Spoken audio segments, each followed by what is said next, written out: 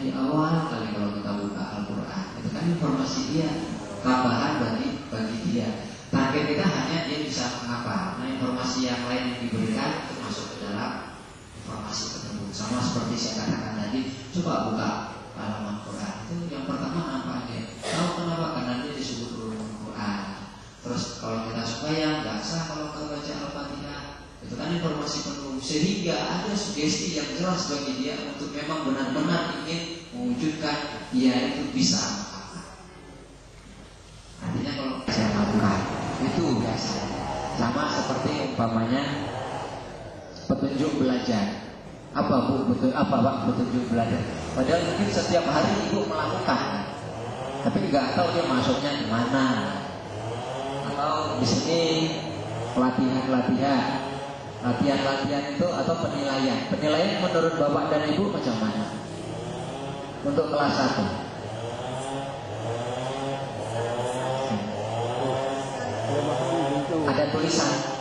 Kalau tulisan pastikan, saya selalu tidak menjawab salah. Kalau tulisan pastikan anak-anak sudah mampu membaca. Kalau sudah mampu membaca dan menulis, tidak soal. Tapi kalau memang belum, seyogyanya jangan. Bukan salah, tidak salah. Boleh saya tulis di kelas 1, tapi kita kondisikan kembali dengan keadaan. Mungkin kalau di Jawa itu sering sekali terjadi. Hal yang paling indah di penilaian kelas 1 itu adalah unjuk kerja atau lembar pengamatan. Yang lainnya mungkin agak sedikit kewalahan apabila kita hadapkan dengan kondisi daerah kita.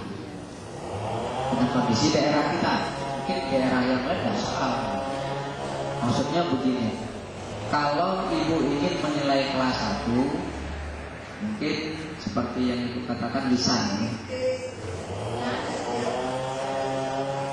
Saya tidak menyalahkan persoalan tadi. Kalau memang kita pastikan dia sudah bisa menulis dan membaca, tidak soal. Nah, kenapa saya menjawab tidak soal? Karena tes tertulis bagian daripada jenis tes. Tapi kalau memang kondisi di tempat kita itu tidak memungkinkan, lebih bagus pilih jenis penilaian yang lain. Jadi kan enak saya jawab, nggak ada yang saya salahin. Paham bu ya? Paham bu ya? Baca sambil melihat, itu kan menghafalkan.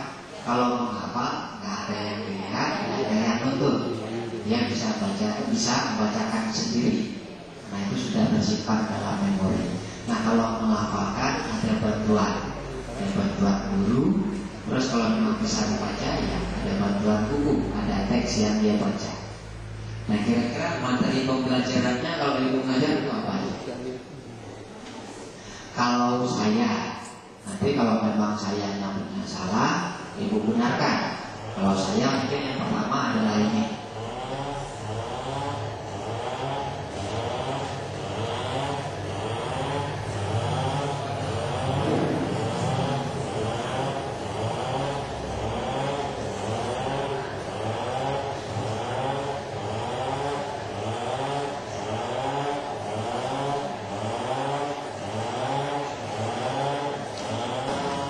Mungkin ibu sudut pandangnya berbeda, silakan.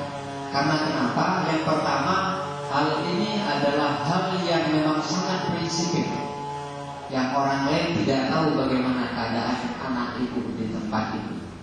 Paham bu ya? Sehingga saya tidak akan pernah berani menyalahkan tentang bahan ajar daripada yang ibu buat. Bisa saja kondisinya memang seperti itu tuntutannya. Nah kalau saya, ini kan istrinya saya, istri yang diangan-angan saya mulainya yang menjelaskan tentang keistimewaan surat Al-Fatihah. Nah kira-kira yang punya ibu, anggaplah punya saya sudah 1, punya ibu bu, kira-kira apa? Tinggal saya ketik. Ayo bu, terus kira-kira ibu ingin ngajari apa? Atau setelah yang di atas selesai, ibu langsung ingin masuk ke materi, ya silakan.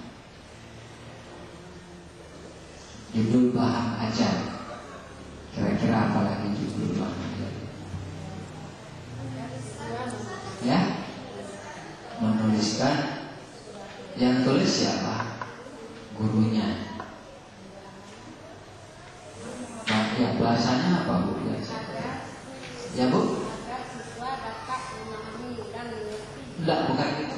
Jadi kalau gini Bu, maksud saya, kalau kita menetapkan, mungkin sudut pandang kita berbeda Bu ya. Ini kan materi Bu ya. Nah, materi atau judul bahan ajar. Nah, ketika saya mengajar ini, saya akan mencari literatur atau buku-buku yang lain yang mendukung penjelasan saya untuk menjelaskan keistimewaan surat Al-Fatihah. Itu maksudnya. Atau kalau kok bahasa apalagi buku ini?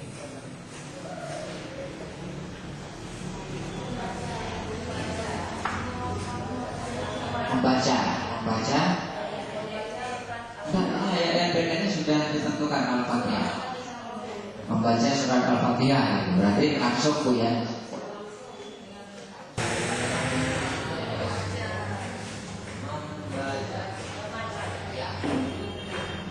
Terus ada lagi Bu, jangan dipaksa Bu. Kalau ini kan kalau punya yang lain, kalau memang sudah cukup sampai sini udah